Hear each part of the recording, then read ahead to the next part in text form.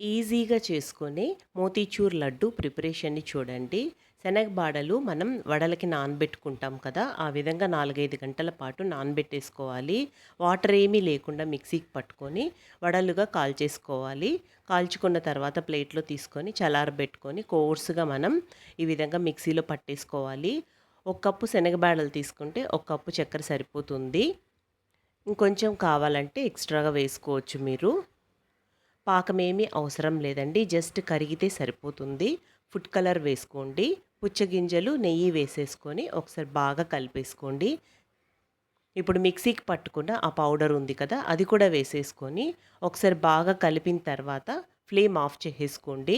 ఇంకా డీటెయిల్డ్‌గా చూడాలి అంటే కింద లింక్ ఇస్తున్నాను. ఒకసారి తప్పకుండా ట్రై చేయండి మీరు.